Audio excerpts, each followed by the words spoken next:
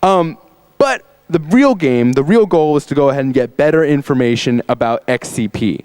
And around December 15th, J. Alex Halderman, who's been one of the other big people who's been looking into the rootkit, sends me an email. And he says, "Hey, Dan." I go, "Yeah." He's like, "Hey, have you actually looked what happens if you have a Sony rootkit disk and you go to Sony?"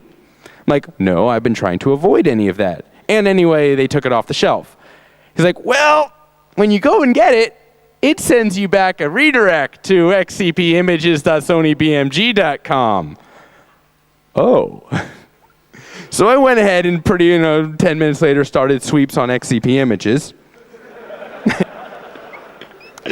Not only that, there's also cp.sonybmg.com. Went ahead and started sweeps on that.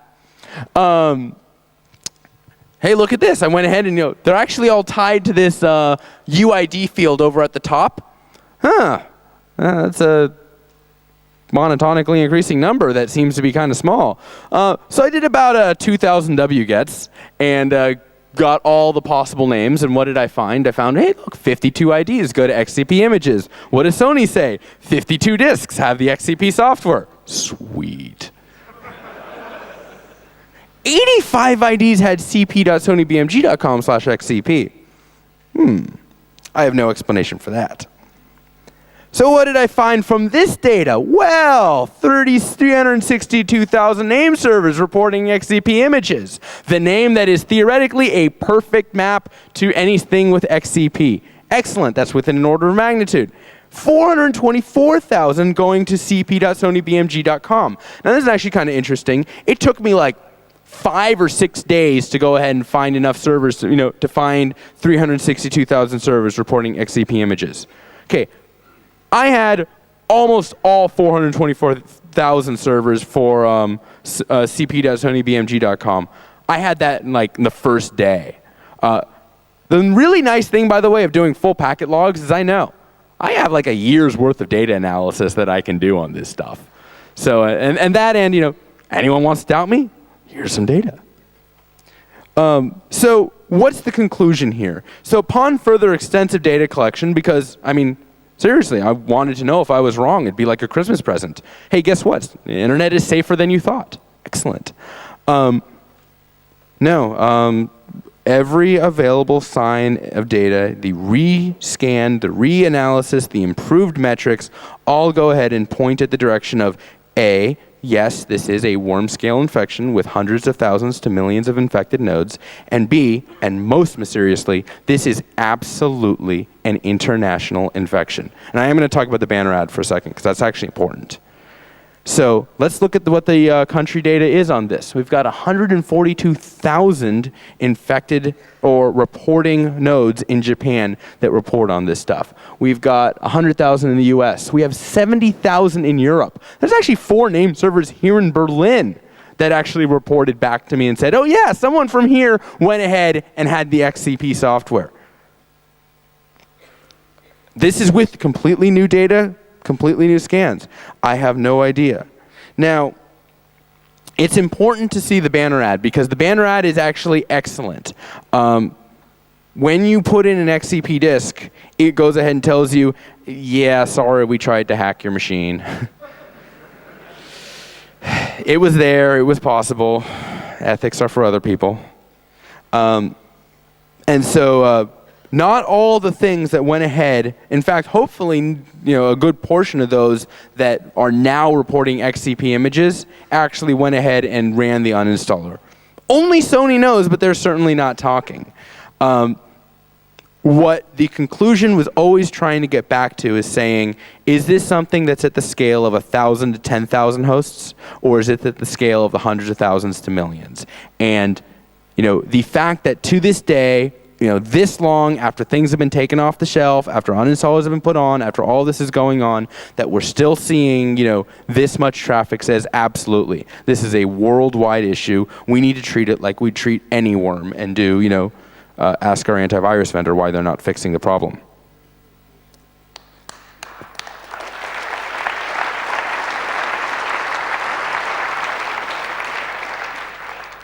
So, I of course have more and more work to do. Analyze records, identify IP addresses where a DNS server will hop from host to host. There's so much weird stuff in DNS. Try to get a handle on it. And it's possible it's going to revise numbers down, and that's good. I'm on a constant goal to get better data. When Sony cooperates, I'll have even better data. One of the big things I want to do is I want to schedule my traffic better so that I am less likely to go ahead and flood out networks. And what time is it right now, by the way? 50. Oh, wow. Okay. Well, I'm going to skip this part because this part doesn't have nearly the pretty pictures. But come to me later if you want to hear how you can reliably sweep the internet for stuff. So after you go ahead and do huge sweeps of the net, you get some pretty crazy looking graphs, which really are kind of hard to see. But graphs are cool. Graphs go ahead and represent interconnections between hosts. Now, the only problem is that, well, light or not, you can kind of tell that's a big mess of stuff, but what the heck is it trying to tell us, and how the heck does it reflect anything that is in our normal experience? So one of the things I've been wanting to do is to get an idea of what traffic looks like in real time. So I used some code from this thing, the Boost Graph library, written by Doug Greger. It's generic, exceedingly fast, and it lets graphs, meaning there are hosts and then there's where they go to, where the links are, nodes and edges, go ahead and make pictures. Well, Boost supports this thing called the Fruchterman-Reingold layout engine. And Fruchterman-Reingold is fantastic. Why is it fantastic? Because you can throw utter crap into it and it will render. It will not crash. You'd think not crashing is a big deal, but oh no, it's a huge, huge problem. Things love crashing. Just ask Dell. All right, so if this ever works. Okay, long story short, we're on a really cool network here. It has a 10 gig pipe up for a conference. Dear God. If you ran TCP dump on this network, you wouldn't get anything useful. So I went to the network guys, and Niels and Alex went ahead and built this immediately. Real-time graphs of the network here at CCC. Who's connecting to what? I have no idea if this is going to work. Oh, it worked the first time. Life is good. So,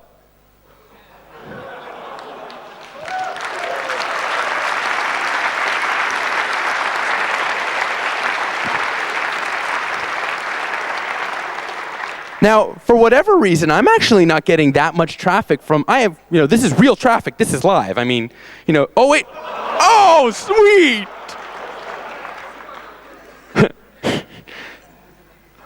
It's addictive. So yes, eventually I'm going to go ahead and let's look at some other data I have here.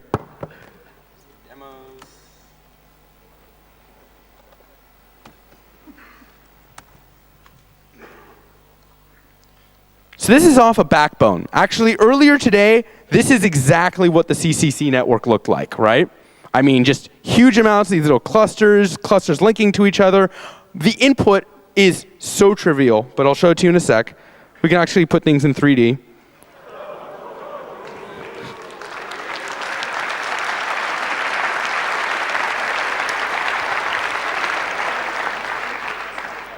By the way, Merry Christmas. This is being released here at CCC.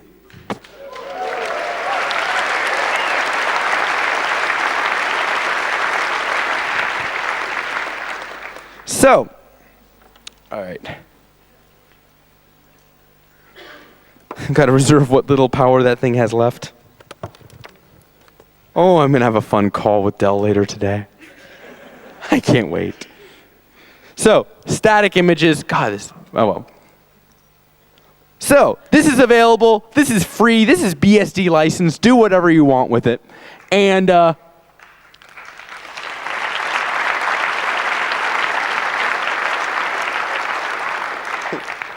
only request, if you do really cool things, let me know, because I like seeing cool things.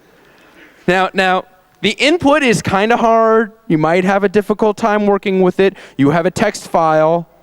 A, B.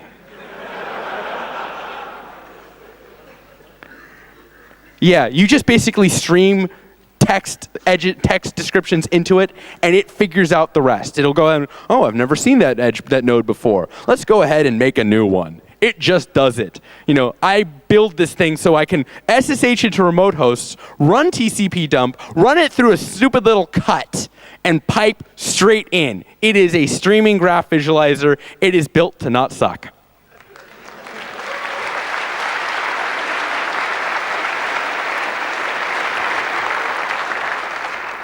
Stuff that I want to get done on this. Well, first of all, I want to get directed graphs. There is a demand for the network team.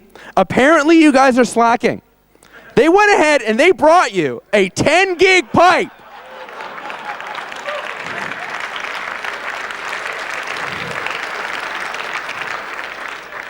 You're just not going to deserve that fiber to the home if you don't go ahead and use fiber to the con. So, things that I want to get done. Directed graphs should appear directed. If one host is talking to another, you should be able to see it. I do have a cute little stunt that I did, though. Remember when I tilted the graph and put it into 3D so that some things were high up? Well, they could be high up, but they could also be down lower than the base plane.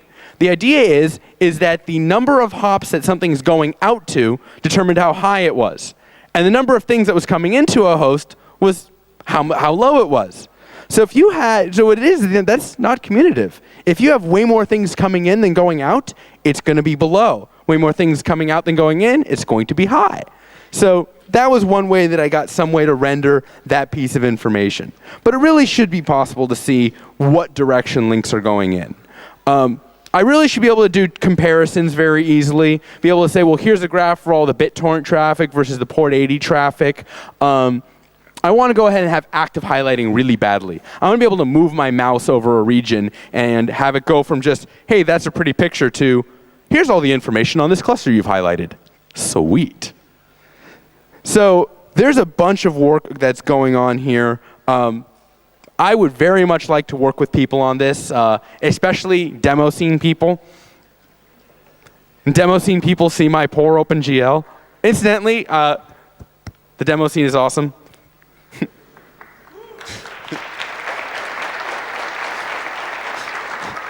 That is some hardcore crazy code you guys are doing. So I'd love to see security in the demo scene somehow do an alliance for this kind of stuff, because that'd be just rad. So why use graphs? This is actually kind of an interesting thing. They are actually more than just pretty pictures. Now that we have all this data, in a graph formation, in an idea where I can do logical operations of, hey, this connects to this, connects to this, connects to this, connects to this.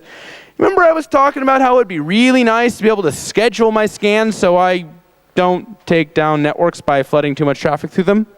Well, once I go ahead and can do large-scale internet scans and large-scale analysis of stuff with an awareness of all the paths that are available, I can actually start scheduling a individual transmission based on what the impact to the network is going to be from end to end. So I can go ahead and schedule all my outgoing DNS scans, all my outgoing network scans, and it will all say, hey, I want to make sure I don't get 15K a second more on any link, and I want to make sure I don't overload anything. And best yet, I can go ahead and now figure out what are the set of most useful hosts that it would be for me to start actively monitoring. Well, let's see. I go ahead and I have this entire topology in front of me, and I know if I go in that direction and I have a TTL of 8, I should get responses back from this particular host. If that host ever changes, the topology has changed on me. If those pings, if those responses stop coming back to me, I know I'm overloading traffic on that link, and I need to go ahead and rewind a certain number of packets. So what started as, let's get some pretty pictures going, has turned into, hey, wait, we have an entire logical organization here. Let's use it. So that's my stunts. That's what I'm working on. I was going to show you video over DNS stuff. Just believe me that it works. And if you have any questions, that's my email. And if we've got some time, let's chat.